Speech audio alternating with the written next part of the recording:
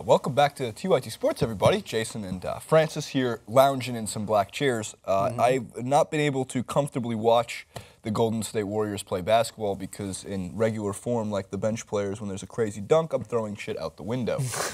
In just complete and utter amazement. And it's the Golden State Warriors as a whole, and most of all, Steph Curry. Now, we're 4 games into the NBA season, and somebody really should shut off the Xbox One. Because the NBA 2K16 likes scores that have been pouring out of the Golden State Warriors' efforts, mostly in their last outing against the Memphis Grizzlies, who are a very competent, physically good basketball team.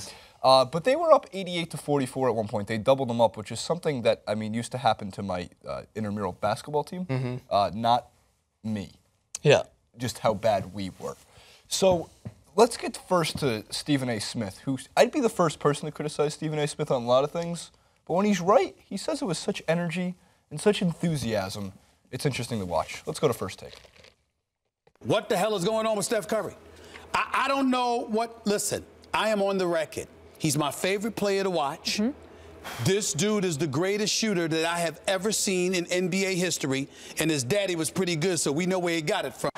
Ladies and gentlemen, Steph Curry is shooting 59.5% from the field. Steph Curry is shooting 48.8% from three-point range. This ball goes up, it's going in. It's going in. And what's amazing about it is that we all know that 90% of the shots are coming from long distance, okay? I mean, this dude right here, he takes 21 shots a game, almost 11 are from three-point range. And this guy is shooting like this. This dude is on another level. He's averaging 37, 6, and 5. I mean, clearly he's on a mission. And Stephen A. Smith has a great point. He clearly is on a mission to win another championship because, unbelievably, there's still doubters out there. If you scour through the Reddit threads, the game threads, and you look at what some people are saying on the internet, and those people, for the most part, are wrong, but they don't believe in Steph Curry. They don't believe that he was the MVP last year. I was one of the people who wasn't sure. I thought LeBron James overall was the MVP of last season, especially what he did in the playoffs. I know it's a regular season award. I understand the arbitrariness of giving it in just the regular season for that reason, and Steph Curry was deserving. But I would have voted for LeBron. But now you see automatically 4 games into it, you go, okay, everybody who would have voted for LeBron, including myself, was just plain wrong. Yeah. This guy is on a whole nother level. The important point I wanted to make was that when he comes down to earth, because he's shooting a tenth of a percentage higher than a great NBA shooter. 50% from the field is amazing. 59% from the field is never been heard of. And then 50% from 3 is 10% higher than a great three-point shooter. 40 is a pretty good number to shoot, 42, 43, I'd say, percent. And he's shooting a tenth of a percent better. Yeah. It makes no sense to me. So when he comes back down to earth, he's still like in a cruise. I think as Deadson put it, a cruising altitude higher than everybody else. Yeah, and it's okay. So as you mentioned, I've been watching a lot of Golden State this year. Oh, you're a huge fanboy. A huge fanboy. I love the fact that the NBA is back. I've never been shy to admit that. I love the NBA.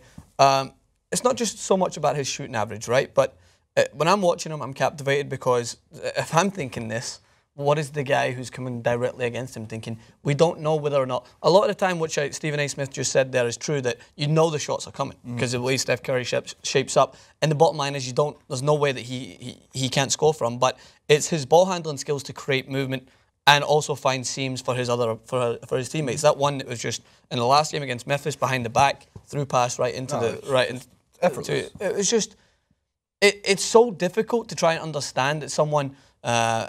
I wouldn't say he's we talked about it before. It's not exactly so much of a size disadvantage, but he is like a slender player in comparison. He has overcame adversity. It's kind of like that feel-good value. You'd love to see someone who undoubtedly has worked so hard at his game, worked so hard at his shot, which is a beautiful shot, but he also combines as you would want someone from a point guard to do. He's like he still has that ability to find seams that no one else can see.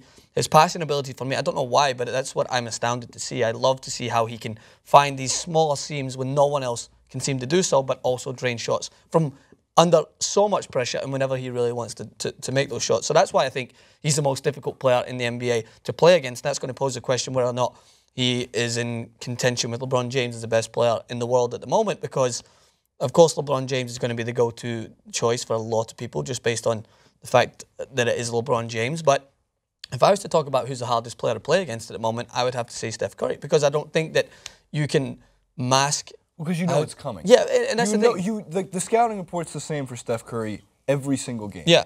Like, you know, you're not going to be able to steal the ball from him. He's not going to make many mistakes, and he's going to shoot 50% of his shots from the three-point line. Yeah. And you can't do anything about it. So let's go to get some tweets, I guess. And I agree with Stephen A. Smith. This is from Chris Broussard. Steph Curry's beginning to challenge LeBron for top player in our status. I'll stick with LeBron James for now. And I think Broussard makes a good point, just because the one thing that has to always be mentioned with LeBron James in comparison to any other player is how positionless of a player he is. Besides the center position, the 5, he can play 1 through 4 pretty much on the level of any elite NBA player.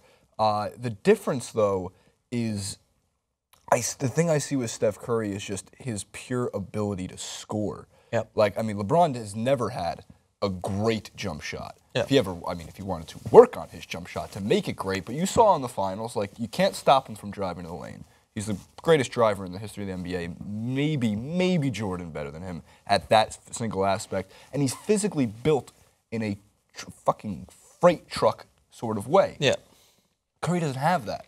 As you were alluding to before, he doesn't have the advantages of height. Like, I want to use Kevin Durant as an example, who's got that 6'9", 6'10", gangly figure, gangly length. long limbs. When he gets his shot up, it's higher than everybody else's. Yeah. Curry doesn't have that advantage. Curry has to do a step back to get his three-point shot off, which, by the way, is going to go in. Yeah, and even so, when he drives to the hoop and his layups, he's adjusted to compensate for the fact that he's not as a bigger figure. Like, his layups come down with snow on it because he knows he has to try and he has to account for that in his game. But as you just mentioned there, LeBron James has had a great start to the season as well, but you're also seeing players around him that he didn't have last season thrive under it as well. Like Kevin Love has had a great start as well. He looks impressive.